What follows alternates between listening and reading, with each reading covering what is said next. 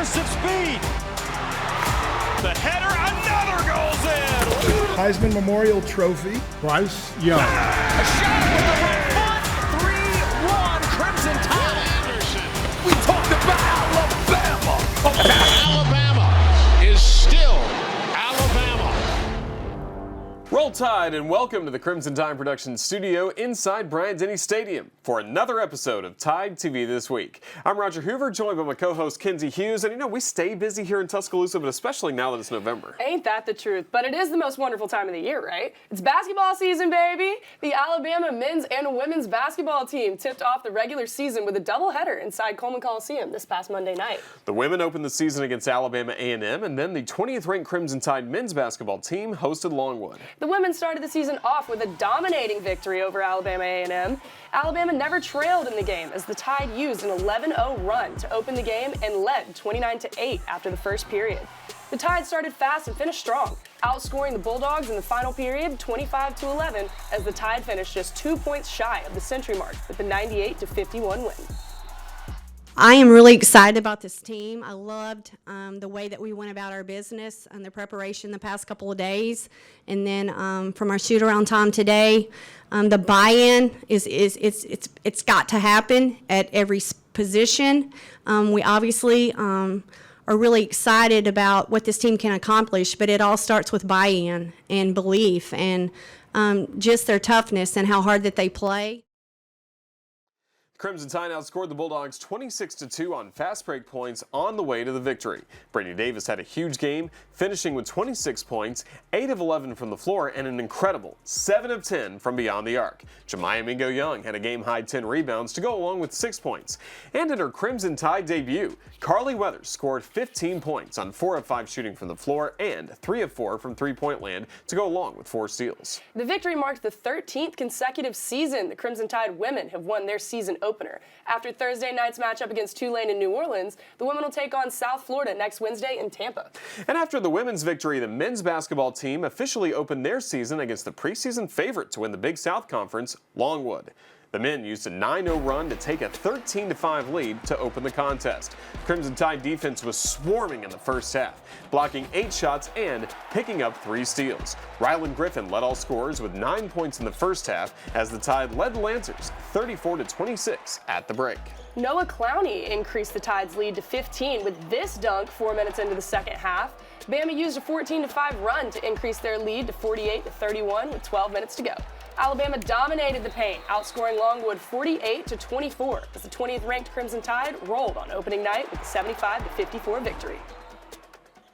Maybe we had some first game jitters from some of our guys. Namari's been one of the better shooters on the team. She's one of the better shooters I've ever seen for most of practice since the summer, and he couldn't make a shot. Brandon Miller's been shooting it a lot better than he shot it tonight.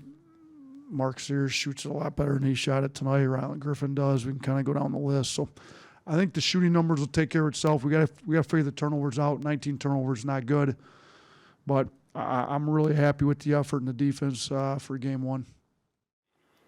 Alabama's newcomers combined to score 67 of the team's 75 points, while the freshmen combined for 48 points in the win. Freshman Brandon Miller had a double-double in his first regular season game for the Crimson Tide. Miller tied Rylan Griffin with a game-high 14 points while also collecting a game-high 13 boards. Mark Sears also had a double-double in his debut with 12 points and 10 boards. Sears also added 5 assists. As a team, Alabama dominated the boards with 67 rebounds to just 38 for Longwood. After the men take on Liberty on Friday night, the Tide will travel to Mobile to take on South Alabama on Tuesday, then host Jacksonville State next Friday night in Coleman Coliseum.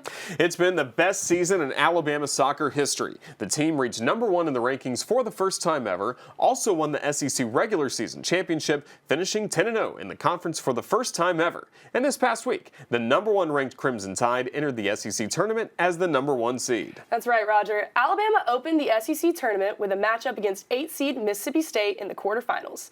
Alabama picked up 2 first-half goals for the win. Off an assist from Riley Parker, Ashlyn Sarepka scored 13 minutes into the match for the game winner. Macy Clem added another one for good measure in the 32nd minute as Alabama defeated Mississippi State 2-0. McKinley Crone recorded her 10th shutout of the season as she had 3 saves in the win. Alabama advanced to take on 5th seed Vanderbilt in the semifinals. Vandy outscored first in the 14th minute, but it didn't take the Tide long to respond. 4 minutes later, Riley Parker scored her 13th goal of the season to even the score at 1.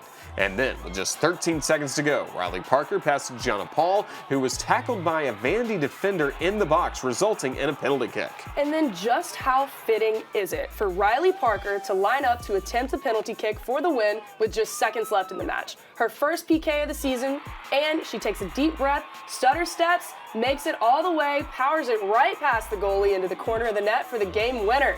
The Crimson Tide advanced to the SEC Tournament Championship game with the 2-1 win.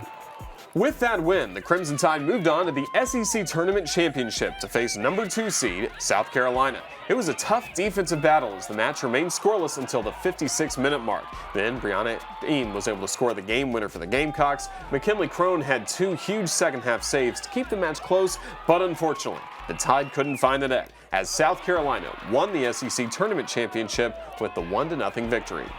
A disappointing loss, Roger, but Alabama did claim the SEC regular season championship, finishing with a 19-2-1 record throughout the SEC tournament. Alabama had 3 players selected to the SEC All-Tournament team for the first time in program history. Sasha Pickard, McKinley Crone, and Ashlyn Sarepka were chosen to be on the All-Tournament team. After their run at the SEC tournament, the number 1 ranked Crimson Tide found out where they were seeded for the NCAA tournament on Monday.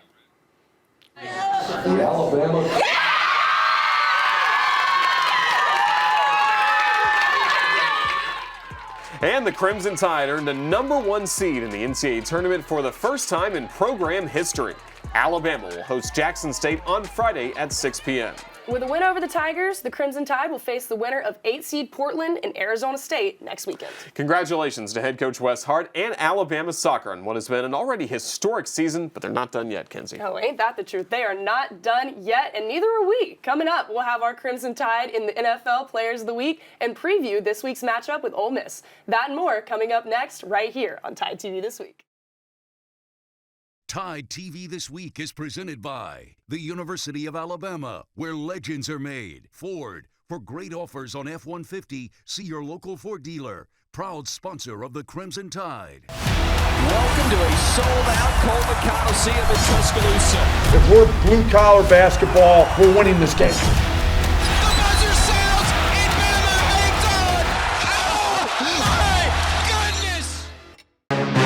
Somebody stop me, I'm on the groove. There you see the Crimson Tide ready to go. Go. Campbell down in Alabama. There's Jacobs. Taken by Layla Smith. Down and Alabama's back on top. Blocked by Jacobs. And blocked for Alabama, they need a service direction. Are you kidding me? Ray. And a point for Alabama on a long rally. Move.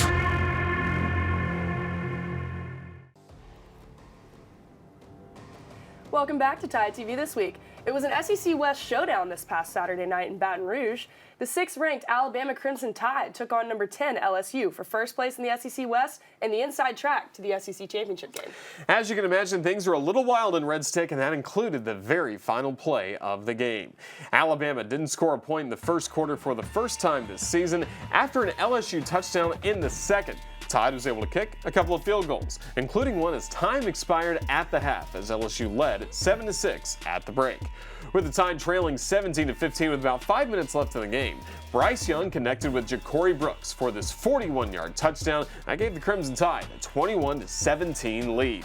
LSU would respond with a touchdown of their own to retake the lead with just 1:47 left. However, Will Reichert nailed a 46-yard field goal with just 21 seconds in the game to send the contest to overtime. Crimson Tide scored first in OT with this run from Wardell Williams. The extra point gave the Crimson Tide a 31-24 lead, but the Tigers answered right back on the very first play of overtime. Jaden Daniels took it all the way to the end zone for the touchdown. Brian Kelly decided to go for 2, and it paid off. The Tigers converted the 2-point conversion for the win. It was the second time in 3 games Alabama has lost on the final play of the game, as LSU won the game and took control of the West with a 32-31 win. You know, a bit of an understatement to say how disappointed our team is, how disappointed we all are. You know, our guys really competed hard in the game today. It was a tough environment, tough place to play. Got to give LSU a lot of credit for making the plays that they made when they needed to make them. You know, we hurt ourselves quite a bit in the game, especially early on. Had a great drive, throw a pick when we're inside the 10-yard line. You know, had to settle for lots of field goals. Had way too many penalties, especially penalties contributed to their ability to drive the ball toward the end of the game. So, but I think everybody needs to kind of check their whole card and what we need to do to individually improve your stock to finish the season the right way, as well as, you know, have a goal of trying to win 10 games, which I think just about every team we've had since 2006 or 7 or whenever has been able to do that. Tough loss for the Crimson Tide, Kenzie. Alabama now has 2 losses on the season to 2 top 10 teams on the road, and also both have come on the final play of the game. Tough indeed, Roger. With the loss, the Crimson Tide dropped to 7-2 overall and 4-2 in SEC play. Alabama is ranked 9th in this week's college football playoff ranking. Coach Saban and the staff chose their 6 players of the week for the matchup with LSU. Ja'Cory Brooks led the Tide with 97 receiving yards and a touchdown, while Jahmyr Gibbs tallied a game-high 163 all-purpose yards. On defense, Brian Branch was second on the team with 9 tackles, as he also had a pass breakup and a quarterback pressure. DeMarco Helms tied his career best with 12 tackles, including a team-high 9 solo stops. And on special teams, Emmanuel Henderson Jr. was chosen along with Will Reichard. Reichard made all 4 of his field goals on the night, and with his final field goal to send the game to overtime, Reichard became Alabama's all-time points leader. Next weekend, the Crimson Tide will be back inside Bryant-Denny Stadium as Alabama hosts Austin Peay at 11 a.m. That game will only be available to stream on SEC Network Plus. Let's now take a look at our Crimson Tide and the NFL Players of the Week. And it's been a theme all year. We talk about the quarterbacks, but when you're good, Kenzie, you're good. And Bama quarterbacks in the NFL have been really good. That just keeps happening for Tua Tagovailoa. Big performances game after game this past Sunday in the win over the Bears. Tua completed 21 of 30 for 302 yards and 3 touchdowns. Tua currently leads the NFL in passer rating, yards per attempt, and pass touchdowns per attempt. And every game that Tua has started and finished this season, the Dolphins are undefeated. And that's an impressive stat nonetheless. Speaking of undefeated, Jalen Hurts. Quarterbacks are the only undefeated team in the NFL right now, as the Philadelphia Eagles are 8-0 against the Texans. Hurts completed 21 of 27 for 243 yards and 2 touchdowns. Hurts also added 23 yards on the ground in the Eagles' win for their best start in franchise history. Fly, Eagles, fly. How about the Washington Commanders? Daron Payne had a big day for them against the Minnesota Vikings. Payne finished with 6 tackles, 4 tackles for a loss, also 1 sack, and 2 quarterback hurries. And Rashaan Evans had a dozen tackles, 1 tackle for loss, and a pass deflection, and a forced fumble in the Atlanta Falcons matchup against the San Diego Chargers. It was his birthday on Tuesday, so happy birthday, Rashaan! Get your popcorn ready, folks. Here's another big SEC West showdown on the road this weekend for the Tide. Alabama is number 9, traveling to Oxford to take on number 11, Ole Miss. We'll have a preview of that matchup between the Tide and the Rebels coming up next.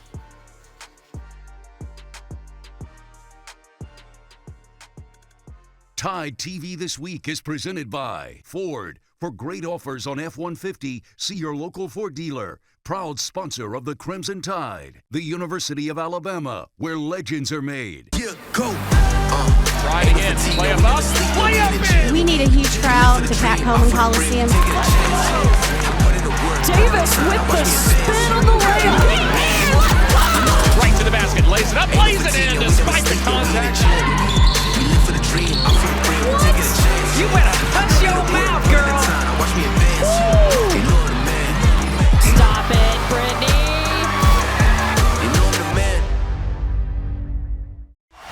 Welcome to a sold-out Coleman Coliseum in Tuscaloosa. Players play, tough players win championships. If we're blue-collar basketball, we're winning this game. Okay? You play harder than them, you win the game. Roll is exactly doing that. It's hard to hear yourself in here. The buzzer sounds, and Bama hangs on. Oh, my goodness. Welcome back to Tide TV This Week. Number 9 Alabama hits the road this week again as the Crimson Tide travels just across the state line to take on the 11th-ranked Ole Miss Rebels. For a preview of that matchup in Oxford, our Christopher England joins us now. Christopher? Get your popcorn ready. It's another SEC West showdown, and for the second week in a row, it's on the road. Number 9 Alabama takes on 11th-ranked 8-1 Ole Miss. It should be a good one in Oxford as Alabama and Ole Miss are squaring off with both teams in the top 10 in one of the two major polls for the first time since 1964. The Crimson Tide have won 6 in a row over the Rebels and is 11-3 all-time in Oxford. In the last meeting between the two schools, Alabama defeated Ole Miss 42-21 in Bryant-Denny. The Tide's last trip to Oxford was an offensive explosion with 111 combined points as Alabama defeated Ole Miss 63-48. Former Alabama offensive coordinator Lane Kiffin is in his 3rd season as head coach of the Rebels.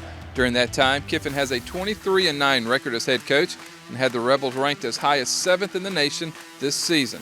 Kiffin is 0-3 all-time against Alabama, the first loss coming as head coach of Tennessee in 2009, and is 0-2 against Coach Saban and the Tide as the head coach at Ole Miss.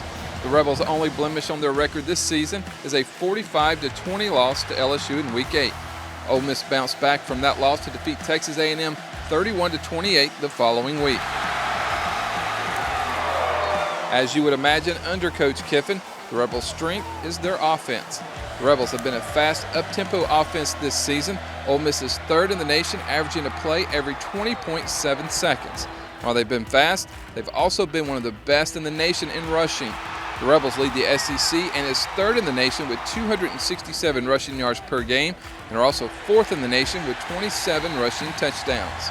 Leading the Rebels' rushing attack is a freshman from Pike Road, Alabama, Quinshon Judkins.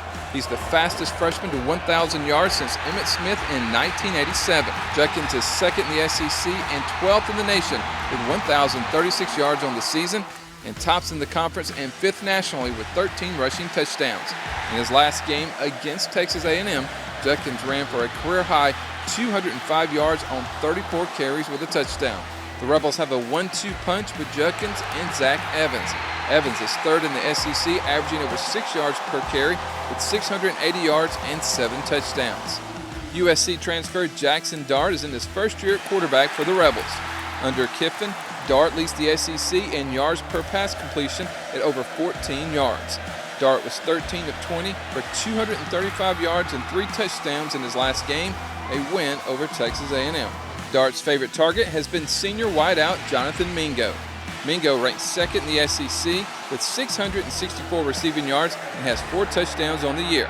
His 247 yards against Vanderbilt is the top single-game receiving yards total in the nation this season. Ole Miss's offensive line versus the Tide's front 7 will be a matchup to watch. The Rebels have allowed just 7 sacks this season, the 4th fewest in the nation, while the Crimson Tide lead the SEC with 29 sacks. Kickoff is scheduled for 2:30 in Vaught Hemingway Stadium. The game will be broadcast live on CBS. Reporting from the Crimson Tide Production Studio inside Bryant-Denny Stadium, I'm Christopher England with Tide TV. Somebody stop me, I'm on a groove. There you see the Crimson Tide ready to go. Go. Campbell down and Alabama's Jacobs. Taken by Layla Smith. Down and Alabama's back on top. Blocked by Jacobs. And blocked For Alabama, they need a conservative direction. Are you kidding me? Ray. And a point for Alabama on a long rally. Move. Riding in. Play up. We need a huge crowd to pack Coleman Coliseum. Davis with the spin on the layup. Right to the basket. Lays it up. Lays it in despite the contact. What? You better hush your mouth, girl. Stop it, Brittany.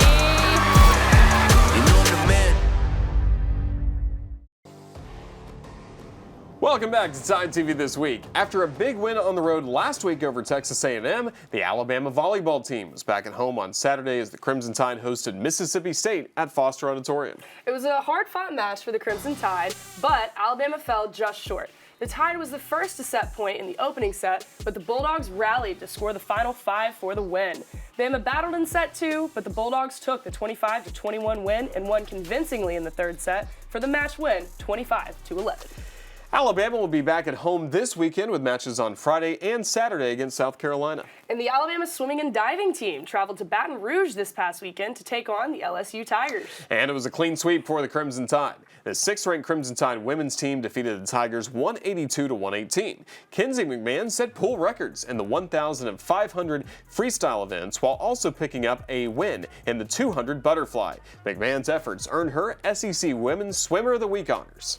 The 15th-ranked Crimson Tide men defeated the Tigers 155-139. The Tide opened the meet with a new pool record in the 200 medley relay, and the Bama men closed out the meet with another LSU pool record in the 400 freestyle relay.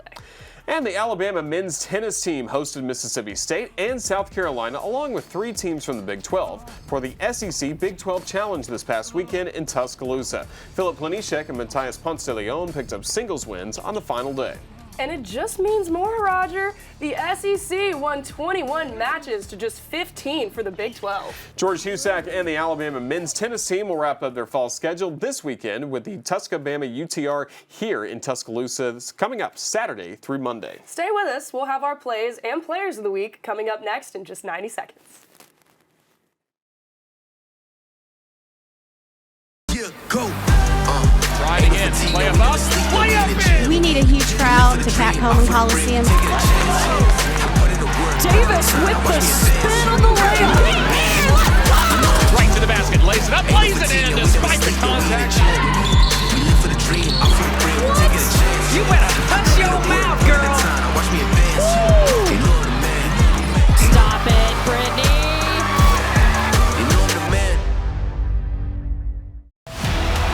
To a sold-out Coleman Coliseum in Tuscaloosa.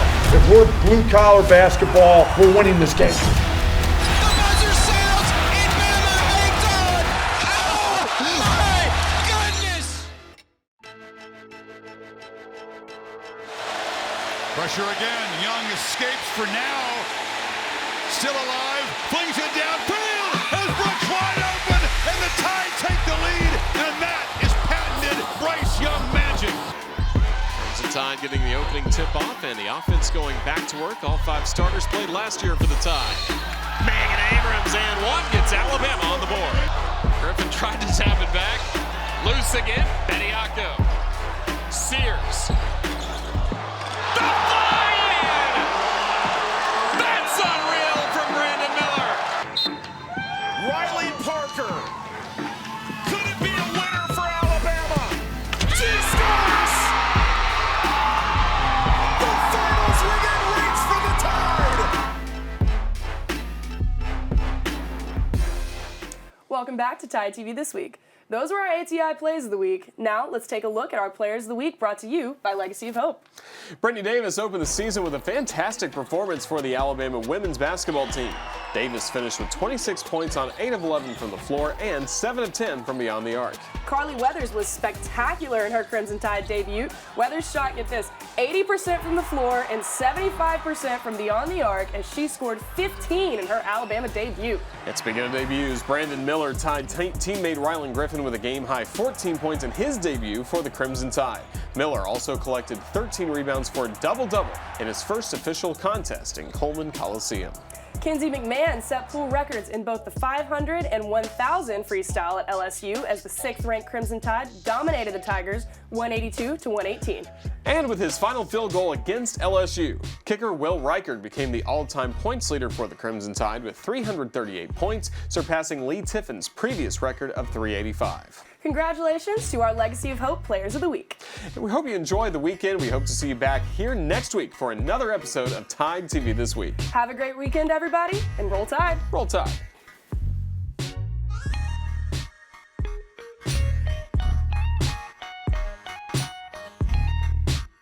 This has been a presentation from Learfield,